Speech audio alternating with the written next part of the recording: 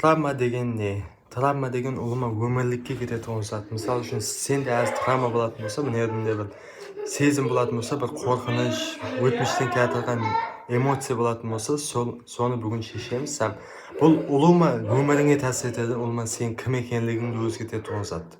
Келешекте 1% немесе соғыраған ортада көплеу табысқа жетуіңе көмек болады. Сәлем, менің атым Муса. Бұл жерде шақсы раужларында тұрғын білімдерді бөлісіп барамын. Егер де сондай затқа қызығатын болсаңыз, төмендегі лайк һәм подписка кнопкасын басып қойыңыз, бұл маған үлкен жәрдем берген болады. Рахмет. Травма деген тек балаларда болады дейді. Травма тек балаларда болмайды. Травма деген үлкен адамдардан болады, хайуандардан болады, кішкентай балалардан болады. Бұл hamma затта болады. Жануар заттың бәрінде травма болады. Травма қашан болады? Травма қандай да бір күтілмеген стресслі жағдайға түсіп қалғаныңызда болады. Мысалы үшін біреу пышақ тіреп тұрып затланыстап қоятын болса, қатты қорыққан болсаңыз, мысалы үшін әке-шешең болса қасында қатты қорқып қаласың. Содан травма аласың да. Сол жерге қайттан барған кезде жүрегің қатты соғылдап ұрып кетіп, қатты дем алып, қорқынышты жағдайға түсіп қаласың. Сенің миың сені қорғауға әрекет етіп отқаны болады да. Ал балаларда травма қандай болады? Біз сұрау берейін да, балалар неге туыла салай жылап біледі? Балалар туылған кезде тек 3 затты біледі. Демалу, ему һәм жылау. Қалған затлар туылып болғаннан кейін үйренеді. Ему ертең азықлануға жәрдем беретін болса, жылау болса, ертең нерв системасына келетін әрқандай стресслі жағдайларды тазалап тастауға жәрдем береді. Мысалы үшін әке-шешесі жаман болатын болса, мысалы үшін қинай беретін болса, қинағанда енді бөпе ғой, бөпе деген әке-шешесін қорғау үшін деп есептейді да, еш қорқыныштың себепшісі емес. Мысалы үшін бізде бір гәптер бар, өшір үніңді, мысалы қорқытуы мүмкін, мысалы үшін әрқандай жағдай болуы мүмкін. Бақырсам қорқып қалады бала қатты, себебі ол жерде жәрдемсіз, тек жәрдемсіз әке-шешесі. Егер олар бақырып сөйтіп қорқытатын болса, онда қатып қалады болған. Келешекте олар басқаша адам болып өседі. Мысалы, травмаға балалар ертең үйренеді.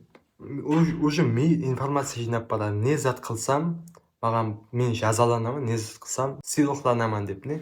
Мысалы үшін жылаған бала бір үйлерде көптеу жазалануы мүмкін.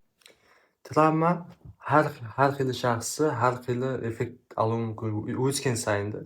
Балалардағы травма ертең ішінде қалып қоятын болса, өскенде олар басқаша тәсірлерге ие болады. Ол характерге қарайды, ситуацияға қарайды, һәм тағы басқа да. Мысалы үшін өзіне сенбеушілік болуы мүмкін, өзі қатты ұялшақ болып қалады, қорқады, уайымдағыш болып қалады. Бір ситуацияларда мысалы үшін бір бастық һәм бастық формасындағы адамдардан қатты қорқатын болады. Мұғалім, докторға барсам, қалай қорқу керек емес жерлерден қорқатын болып қалады. Травма деген не өзі? Ең текарынан травма деген дене үшін ол сіңдірілмеген эмоция. Сол уақытта сезуіңіз керек болған, бірақ сезбей қалған эмоцияңыз. Асқазан ауқат сіңдіру керек болғанда, денеңіздегі нерв системасынан травмалар сіңдіріп тұру керек. Сіңдіру жылау арқылы болуы мүмкін. Шешімдерін сөйлесіп кетеміз.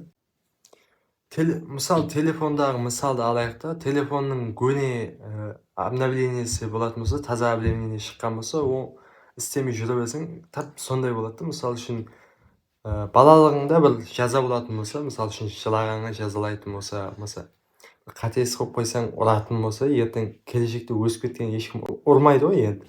Сондай жағдайлардан қорқа беретін болып қаласың да, егер сол сезімдерді сіңіріп тастамасаң. Бұл эмоция қатты, ал әйемгі һәм ахметлі затты. Мысалы үшін екеуміз әйем заманның адамы деп есептейік та, екеуміз кетіп барсақ, мені жолбас жеп қойса, сен қорқып қаласың ғой. Қорқып қалып, енді қайтып басқаларға айтасаң, бұл жерге жоламаң, жолбас бар екен, жеп қойды деп. Сол травматик жағдайлар сол адамзатты тірі алып келген затты соққа дейін. Енді оны қандай сіңдіреміз? Сіңдіру кәдімгі эмоцияны сезу, бір сөзбен айтқанда. Қалай сеземіз? Мысалы үшін бір басы істемейтін адамдар қатты негізі ақылды болады десем, басы істемейтін адамдардың көпшілік шешімі дұрыс болып шығады да, біраз жерлерде. Мысалы үшін бүйтіп шешеміз, сезу бұл мынандай болады. Misol uchun bir voqeani eslasam, mening ishimda bir qisinuv sezimi paydo bo'ladi. Qattiq vayimlayman deb doktorga aytganday o'zingiz ta'riflab bilishingiz kerak, ham sezib o'zingizga ishonch bo'lishingiz kerak. Eng ke 3-4 marta bo'lmasa 4-5 marta qilishingiz mumkin, keyinda oxirida shiqib ketadi. Bu zot umuman umriga ta'sir etadi. Qaytib so'ylavingga, qaytib yuruvingga, qalay belingni bukib ushlab yuruvingga hamma zatiga ta'sir etadi-da, travma degan. Ikkinchisi yozuv orqali. Umuman jibermaydigan xatlarni yoz, сөйтib umuman o'tab yursa ham bo'ladi. Simbol uchun umuman o'zingdan chiqib ketsa bo'ldi-da.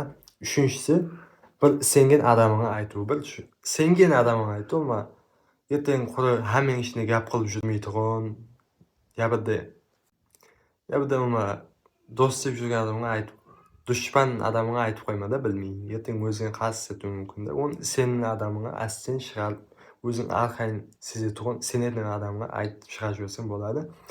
3 usuli bor, 3 effektivniy usullari edi. Video yoqqan bo'lsa, like ham podpiska knopkasini bosib qo'ying, ulkan yordam bergan bo'ladi. Пока.